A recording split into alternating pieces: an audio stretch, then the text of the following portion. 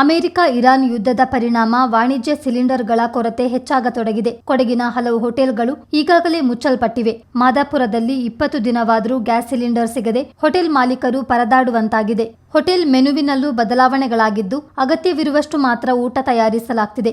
Bakery ತಿನಿಸುಗಳು ಸಿಗದಂತಾಗಿದೆ. ಕೆಲ ಹೋಟೆಲ್ಗಳಲ್ಲಿ ಅಡುಗೆಗೆ ಸೌದೆ ಬಳಸಲಾಗ್ತಿದೆ. ಇನ್ನು ಕೆಲವರು ಮನೆಯಿಂದ ಅಡುಗೆ ತಯಾರಿಸಿಕೊಂಡು ಬಂದು ಹೋಟೆಲ್ನಲ್ಲಿ ವ್ಯಾಪಾರ ಮಾಡುವ ಸ್ಥಿತಿಗೆ ತಲುಪಿದ್ದಾರೆ.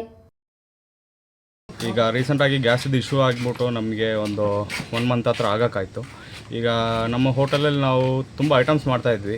ಈಗ ನಾವು ಮಾಡ್ತಿರೋದು ಬರೀ ಎಲ್ಲ ಐಟಮ್ಗಳನ್ನು ಮನೇಲಿ ಮಾಡ್ಕೊಂಡು ತೊಗೊಬರ್ತಾಯಿದ್ದೀವಿ. ಯಾವ್ಯಾವ ಐಟಮ್ ಅಂತ ಹೇಳಿದ್ರೆ ಈಗ ಜಸ್ಟ್ ಅನ್ನ ಸಾಂಬಾರು ಉಪ್ಪಿನಕಾಯಿ ಆ ಥರ 4-5 ಐಟಮ್ ಮಾತ್ರ ಮನೆಯಿಂದ ಮಾಡ್ಕೊಂಡು ತೊಗೊಬರ್ತೀವಿ. ಈಗ ಗ್ಯಾಸ್ ಸಪ್ಲೈ ಆಗೋದೇ ನಮಗೆ ತುಂಬ ದಿನ ಆಗಿದೆ. ಈಗ ಕಮರ್ಷಿಯಲ್ ಸಿಗೋದೇ ತುಂಬ ಕಷ್ಟ ಆಗ್ತಾಯಿದೆ.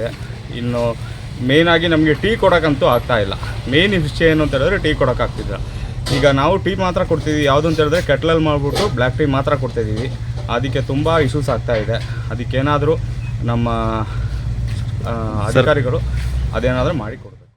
ಪರೋಟ ಮಾಡ್ತೀವಿ, chicken chilli, chicken pepper, chicken kebab item ಎಲ್ಲ ಮಾಡ್ತೀವಿ. ಎಲ್ಲ ಸ್ಟಾಫು ಏನಿದೆ ಒಂದು ಸ್ವಲ್ಪ ಮೀನು ಫ್ರೈ ಮಾಡ್ತೀವಿ, ಒಂದು ಸ್ವಲ್ಪ ಕಬಾಬು ಚಿಕನ್ ಕರಿ ಮಾಡಿಬಿಟ್ಟು ಅನ್ನ ಸಾಂಬಾರು ಕೊಡ್ತಾಯಿದ್ದೀವಿ ಅಷ್ಟೇ.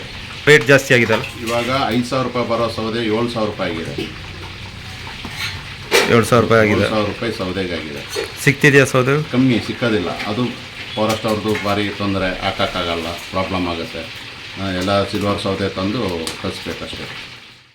ಸಿಲಿಂಡರ್ ಪಡೆದುಕೊಳ್ಳಲು ಸಮಸ್ಯೆಯಾಗ್ತಿದ್ದು OTP ಬಂದಿಲ್ಲ, KYC ಆಗಿಲ್ಲ ಎಂಬಿತ್ಯಾದಿ ಕಾರಣಗಳನ್ನು ಕೊಡ್ತಿದ್ದಾರೆಂದು ಸಾರ್ವಜನಿಕರು ಆರೋಪಿಸಿದ್ದಾರೆ. ಗೃಹ ಬಳಕೆಯ ಗ್ಯಾಸ್ ಸಿಲಿಂಡರ್ ಬಳಸಿಕೊಂಡು ಹೋಟೆಲ್ ಉದ್ಯಮ ನಡೆಸುತ್ತಿದ್ದು ಅದು ಮುಗಿದರೆ ವ್ಯಾಪಾರಕ್ಕೆ ಕಷ್ಟವಾಗಲಿದೆ. ಸಂಬಂಧಪಟ್ಟ ಅಧಿಕಾರಿಗಳು ಈ ಬಗ್ಗೆ ಗಮನ ಹರಿಸುವಂತೆ ಹೋಟೆಲ್ ಮಾಲೀಕರು ಒತ್ತಾಯಿಸಿದ್ದಾರೆ.